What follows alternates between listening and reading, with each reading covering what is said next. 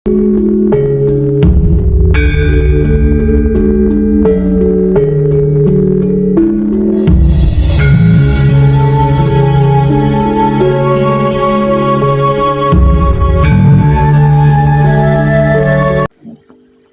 yang dari Makassar, Daeng siapa? Kok Makassar? Mana? Sulawesinya mana?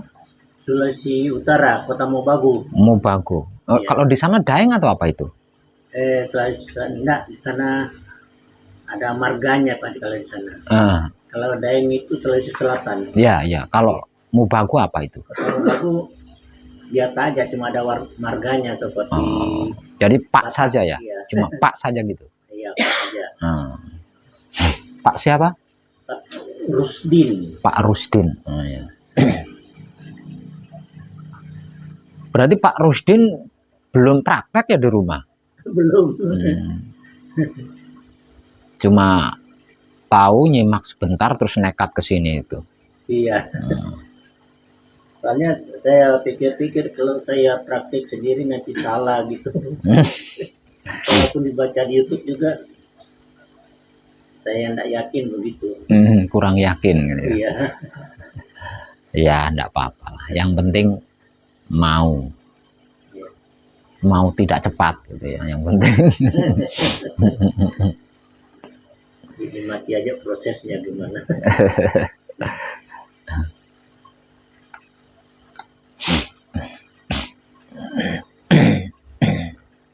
Kebanyakan orang, terlebih lagi baru nonton ya, baru nonton sebentar, itu kebanyakan orang menganggap apa yang sedang saya kaji ini adalah Jawa. Kok bisa Bapak yang dari Kota Mobagu, dari Sulawesi, kok bisa tertarik sama Jawa?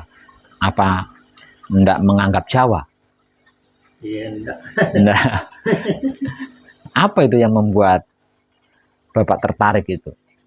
Tentang apanya itu? Karena saya sudah lama mencari sebetulnya itu Pak. Itu saya cari itu yang dikatakan itu di dalam Quran itu alastu birabbikum itu. Tidak ketemu lalu syariat tidak bisa lagi. Syariat juga tidak bisa ketemu. Terus saya baca ini, inilah jawabannya ya. Lintas agama seperti ini. Bukan lintas agama sebenarnya. Jawabannya itu bukan lintas agama, tapi jawabannya itu kemerdekaan hidup. Iya. Kemerdekaan hidup. Lebih tepatnya itu. Kemerdekaan ya. Iya. Lebih tepatnya adalah kemerdekaan hidup. Iya, karena kan siapa saja kan boleh. Iya, kemerdekaan. Oh, bukan lintas agama ya. Iya, bukan. Kemerdekaan. Iya, kemerdekaan. Karena kebebasannya itu. Iya, itu yang menjadikan bisa bertemu dengan jawaban yang Bapak cari itu. Iya.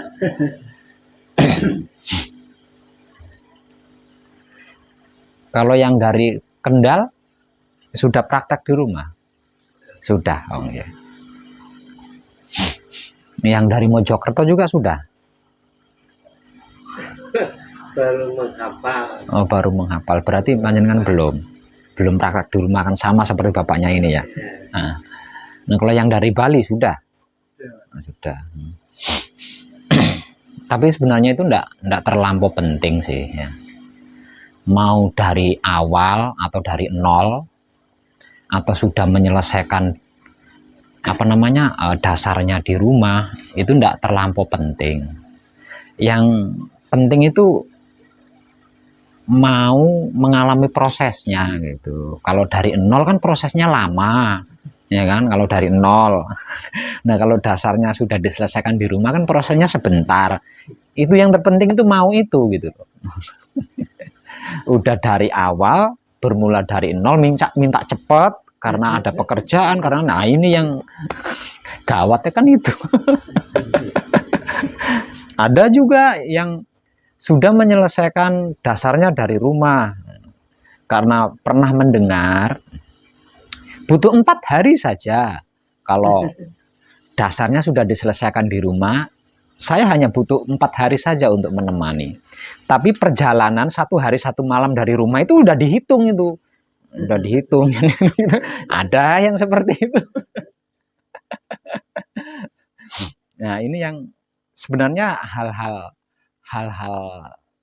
yang sepele seperti itu loh Pak, yang selama ini menjebak kita itu adalah hal-hal yang seperti itu.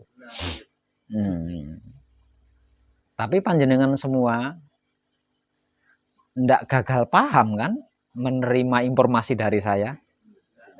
Enggak ya? Nah, soalnya gini, soalnya itu tadi karena kita sudah terbiasa di situ gitu. Terbiasa dengan hal-hal yang remeh yang barusan saya katakan tadi itu lah. Dengan itu. Nah. Jadi kalau sampai gagal paham kan itu kan bisa menimbulkan kecewa. Bisa menimbulkan kecewa. Nah, manusia kalau sudah kecewa itu untuk bisa bahagia itu susah banget itu. Ya. Karena apa? Karena hanya manusia hidup yang punya residu. Kalau makhluk-makhluk lain nggak punya dia. Nggak punya residu. Tapi kalau manusia hidup itu punya residu, punya kesan gitu loh. Nah, punya kesan, punya kenangan.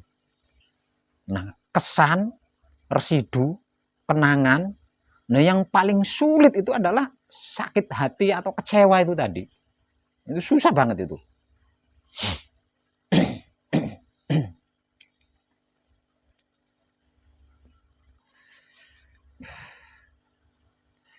Nah, kalau panjenengan tidak salah paham dengan apa yang saya informasikan ya, kok berani ke sini, oh, berarti pentol jenengan, berarti jempol jenengan. Kalau panjenengan tidak salah paham, berani datang ke sini, berarti luar biasa. Dan itu alasan yang lebih dari cukup buat saya. Ya. Kalau panjenengan bersungguh-sungguh gitu loh. Itu alasan yang sudah lebih dari cukup buat saya bahwa panjenengan di dalam mengkaji itu bisa bersungguh-sungguh.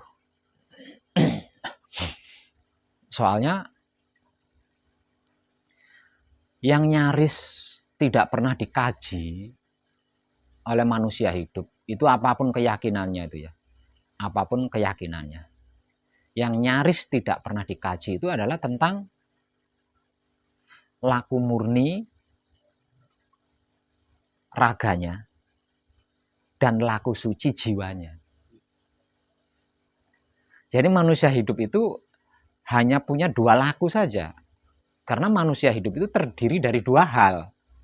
Manusia hidup itu terdiri dari dua hal, yaitu jiwa dan raga atau raga dan jiwa. Dikarenakan manusia hidup terdiri dari dua hal, yaitu jiwa raga, maka lakunya manusia hidup juga hanya ada dua. Murni dan suci.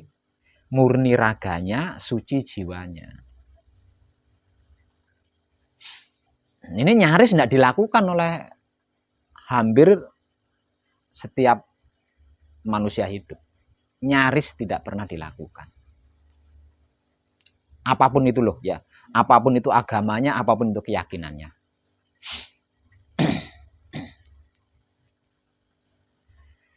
Kenapa kok saya katakan nyaris tidak pernah dilakukan oleh manusia hidup, apapun agama dan keyakinannya? Karena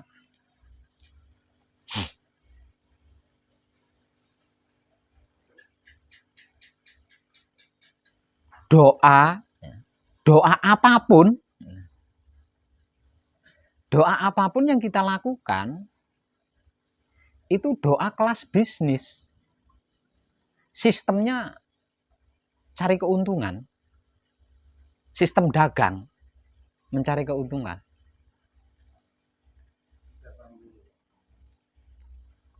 Lah, ibadah model apapun juga ibadahnya itu ibadah bisnis. Sistemnya sistem perdagangan. Mencari keuntungan aja. Termasuk sembahyang di dalamnya. Sembahyang apapun itu kelasnya kelas bisnis, sistemnya sistem perdagangan.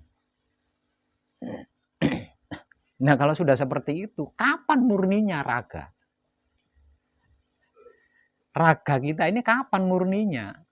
Lawang setiap saat, entah itu ketika beribadah, entah itu ketika berdoa, entah itu ketika sembahyang, semuanya itu kendaraannya kalau bukan ego pamrih, kalau bukan pamrih arogan. Lah terus raga kita kapan murninya?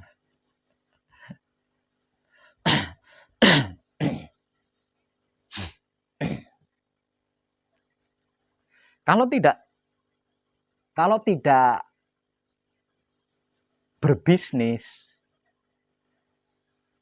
kalau tidak menggunakan sistem dagang, sistem mencari keuntungan, enggan, bahkan males, tidak mau melakukan. Nah, kita dulu itu seperti itu. Panjenengan termasuk saya seperti itu. Maka itu dilakukan seumur hidup. Seumur hidup.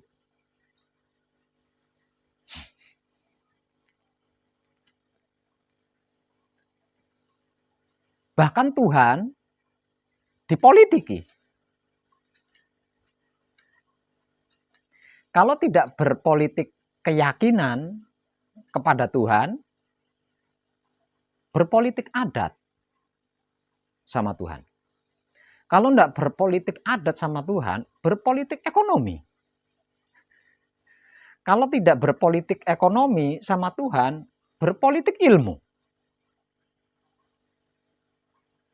Nah, kalau sudah seperti itu, kapan sucinya jiwa kita? Nah, kalau seumur hidup kita selalu berpolitik kepada Tuhan, lah terus jiwa kita sucinya kapan? Nah, kalau seumur hidup pergerakan tubuh kita adalah pergerakan bisnis, sistemnya sistem perdagangan, lah terus raga kita murninya kapan? Ketidakmurnian raga kita dan ketidaksucian jiwa kita, inilah yang membuat kita selalu bermasalah dan tidak ada ujung pangkalnya.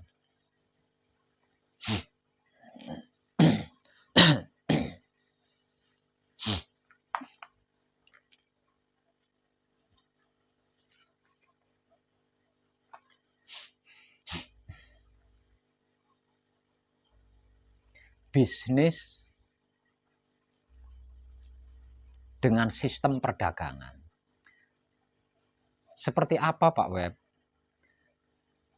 Mungkin panjenengan belum begitu klik apa yang saya maksud.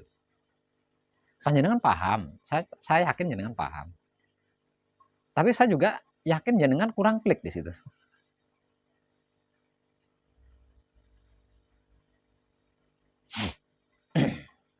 Contoh, kita berawal dari muslim kan? Ada yang non muslim? Ada? Ada nggak yang non muslim? Nah, saya tanya sama jenengan. Nggak ada. Kita berawal dari muslim kan berarti. Panjenengan tahu? Bapak tahu? Arti daripada bacaan-bacaan sholat dari awal sampai akhir? Tahu? Kecuali Al-Fatihah itu. Artinya aja. Iya, artinya tahu. Iya, arti yang apa yang tertera di situ. Lah iya kan? Standar, Iya, pengertian standar. iya. Tahu kan ya? Iya. Nah, dari awal sampai akhir. Kalau panjenengan tahu, berarti panjenengan paham bahwa sholat kita dari awal sampai akhir itu isinya hanya bermohon, hanya meminta. Iya enggak? Selesai sholat masih ditambah lagi. Ya Allah, hindarkan aku dari mara bahaya. Dekatkan aku dengan rezeki. kalau punya kerjaan atau punya dagangan, dagangannya dikaitkan. Lariskan daganganku sehingga aku mendapat keuntungan yang berkah.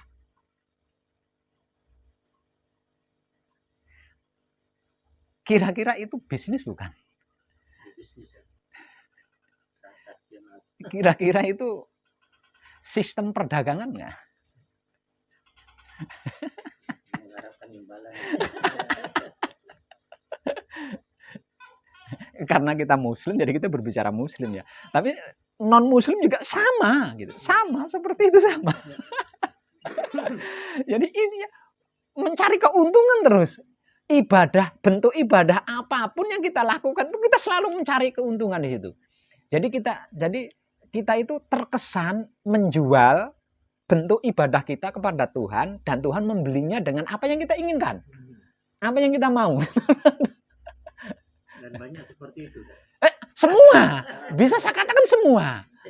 Semua seperti itu, ya. Jadi bentuk ibadah kita itu kita jual sama Tuhan dan Tuhan harus membelinya dengan apa yang kita mau. Ini loh. Selama ini loh kita itu seperti itu sama Tuhan. Ya. Aneh nggak gitu?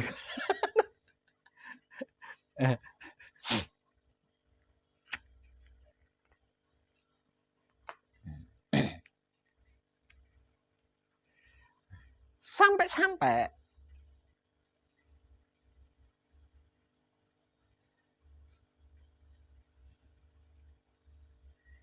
menjalankan rukun iman yang kelima saja itu harus apa? Hasil daripada menjalankan rukun iman yang kelima ini, rukun Islam yang kelima ini harus apa? Harus dicantumkan di nama bagian depan.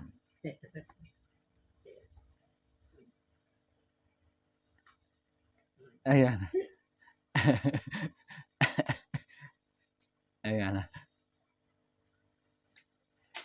Nah, kalau sudah seperti itu, kapan murninya raga kita ini murninya kapan? Padahal kita difitrahkan ke dunia, diutus ke dunia, dilahirkan ke bumi, itu dalam keadaan murni loh, tanpa apa-apa loh, tanpa titel, tanpa pokoknya apa, nggak ada, murni, benar-benar murni, benar-benar asli, orisinil.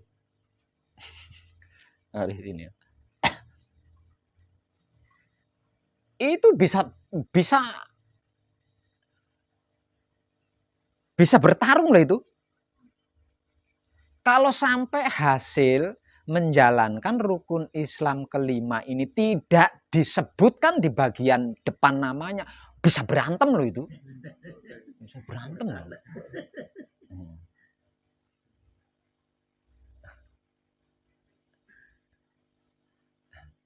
Tidak ada bedanya dengan bisnis kan?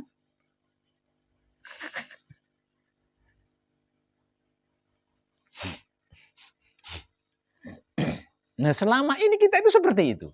Selama ini kita itu seperti itu.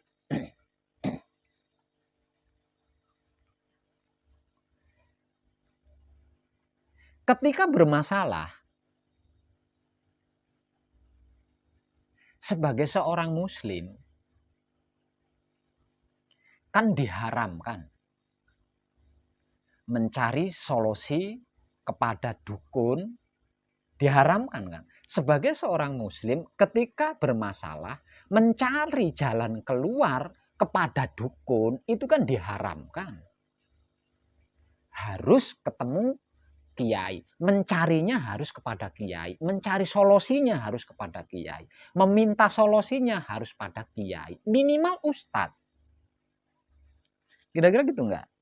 Soalnya dulu saya pernah mengalami itu. Makanya saya bisa ngomong, saya pernah mengalami itu. Ya. Gitu kan? Setelah ketemu ustadz, setelah menemui ustadz, setelah menemui kiai, kiai atau ustadz sudah pasti akan memberikan solusi ketika didatangi oleh sesama muslim yang sedang bermasalah.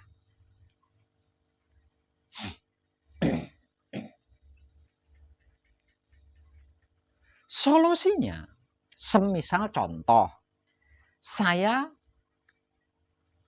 sedang mengalami masalah hutang. Maka solusi yang diberikan oleh kiai atau ustadz sudah pasti tidak akan keluar dari syariat agama, bukan? Karena kiai, ustadz. Dan itu sudah bagus sebenarnya. Namun sayang, kenapa harus berbisnis gitu loh? Kenapa harus menggunakan sistem dagang? Contohnya seperti apa, Pak? Agar supaya kamu dimudahkan oleh Allah sehingga bisa segera melunasi hutang, baca sholawat nariyah 41 kali.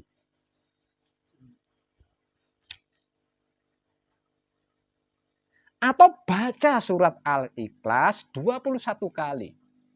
Terus secara istiqomah. Allah pasti akan melunasi hutangmu. Entah bagaimana caranya.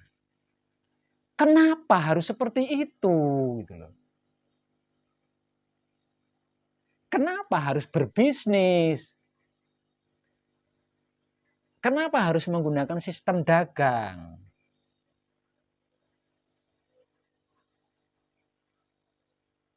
Kalau tidak dengan kata-kata, nanti hutangmu akan lunas. Males membaca sholawat nariyah kan? Membaca ayat, males kan? Semangat. Bahkan pembacaannya dibarengi dengan tirakat. Demi untuk mendapatkan keuntungan agar supaya hutangnya lunas.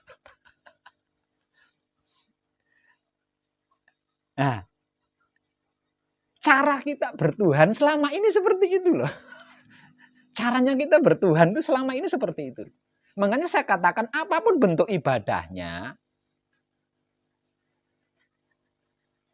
apapun bentuk doanya, adalah bisnis dengan sistem dagang. Apapun itu. Bahkan ketika melakukan ritual, nah ini kata-kata ritual ini banyak yang belum paham loh. Ya. Mayoritas orang memaknai bahwa ritual itu kan memuja setan, itu ya kan, memuja setan, menyediakan sesaji-sesaji di di pinggir pantai, di gunung, di gua. Itu menurut kebanyakan orang itu adalah arti daripada ritual.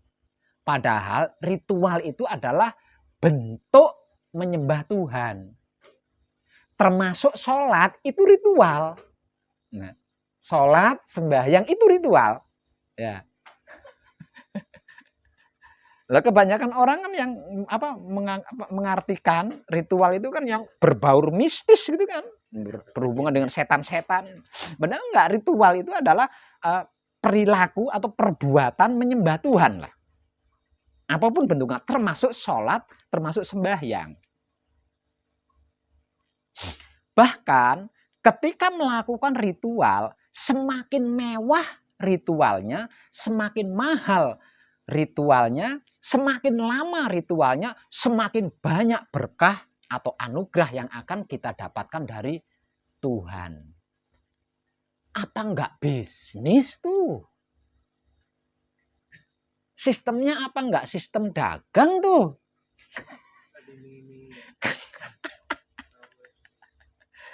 Bagaimana mungkin kita bisa kenal Allah, ngerti Allah, paham Allah, tahu Allah, kalau sistemnya seperti itu? Hubungan kita dengan Tuhan kita itu bukan hubungan bisnis dengan sistem dagang. Hubungan kita dengan Tuhan itu bukan hubungan politik.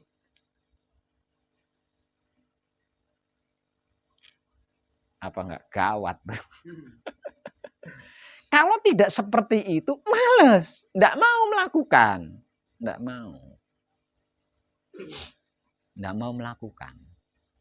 Bisanya semangat mau melakukan karena akan mendapat keuntungan.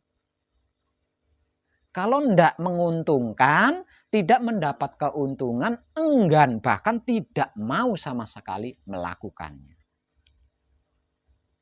Jadi kesimpulannya,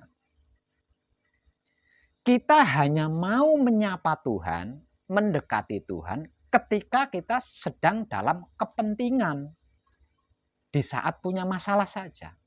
Itu pun ngerampok, nodong.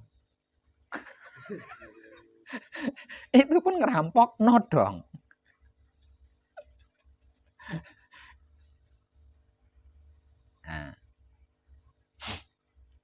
Lah panjenengan berani datang ke sini. Ikut pengkajian bersama saya. Berarti panjenengan siap meninggalkan semua itu. Berarti panjenengan siap berhenti, tidak berbisnis lagi dengan Tuhan, tidak menggunakan sistem dagang jual beli lagi dengan Tuhan. Berarti panjenengan siap di situ. Kalau jenengan tidak gagal paham kan berarti jenengan ngerti. Itu. Lah, ini yang disebut laku murni menuju suci. Jadi, apapun pergerakan tubuh kita harus murni. Tidak boleh ada sistem bisnis di dalamnya. Tidak boleh ada sistem dagang atau sistem jual beli di dalamnya. Dan tidak boleh ada politik di dalamnya. Manekung atau gembleng adalah penyelesaian laku murni menuju suci. Artinya semua masa lalu panjenengan yang semuanya serba bisnis, kalau bukan berbisnis tidak mau panjenengan melakukan, itu harus panjenengan tutup. Tutup. Selesai. Ganti dengan membuka buku lembaran baru yang di dalamnya tidak menggunakan sistem bisnis, yang di dalamnya tidak menggunakan sistem dagang atau jual beli, yang di dalamnya tidak ada politik dalam bentuk apapun. Selesai laku murninya.